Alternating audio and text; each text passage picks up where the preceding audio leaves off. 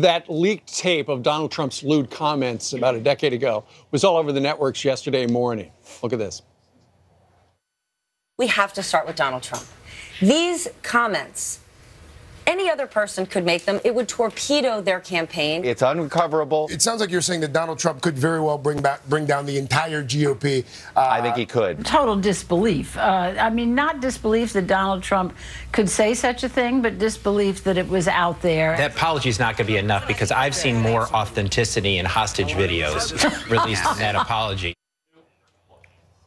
So how did the coverage compare to Hillary Clinton's Wall Street transcripts and the Podesta email dump via WikiLeaks? And what role will this play in tonight's debate?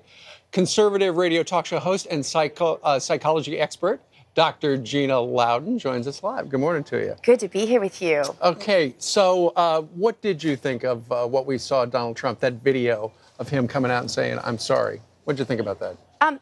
I think that that is a good start with the American people. I think the American people, they want to be forgiving. And I also think that the American people realize that Donald Trump is not a career politician. This isn't what he's always done. And he's been pretty forthright saying, hey, you know, my life before this was something entirely different, but this is something I want to do for America. Right. Because we have a candidate to contrast him with who's literally now admitting to Goldman Sachs folks, she wants to talk about open borders and open trade. And she's admitting that she's essentially deceived. The inconvenient truth. She's admitting she's literally willing to deceive the American people and say one thing to the money people and another thing to the voters. Gina, you say his life before this. Really what you're saying is before he became a politician in the last year. That is what I'm saying. And before he went out on the road and he started meeting thousands and thousands of people, he had one point of view. But now, are you saying he's a changed person?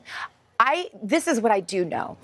My background in psychology, I've counseled people who have been through campaigns. I myself have been through a campaign, spent most of my adult life with my husband, who was a state senator right here in Missouri. And I know that campaigns are transforming. They're humbling. Steve, they really, it is like, it's a completely refining experience. It scrubs off those rough spots. And I'm saying that I know that Mr. Trump has been humbled when I talk to people like Pastor Jeffress, who said, you know, this has been a spiritual transformation for him. I think that'd be something for Mr. Trump to talk about. Because this is your department, and you said he should, you know, he's already given one apology. You said that's a good first step. It is a good What first step. should he say? What should he try to work into one of his answers tonight from here at WashU in St. Louis? Contrition. I think that's very important. I also think, though, that just being really honest who he is, who he was, what has happened to him personally on this journey, this has to be so different from anything else he's ever done. Just from, you know, he is a real person. I think we forget that about our politicians. He is a real person. I think some politicians forget that about themselves, too, but that's another story.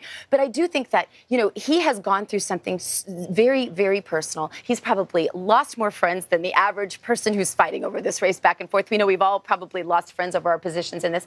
I think he needs to talk personally to the American people about his journey, his story, because America wants to forgive. And if he wants their hearts in this, he's got to go grab it. All right, let's see what happens Let's tonight. see what happens. Dr. Gina Loudon, who's from St. Louis. From St. Louis. Thank you very much. Yeah, thank you. All right.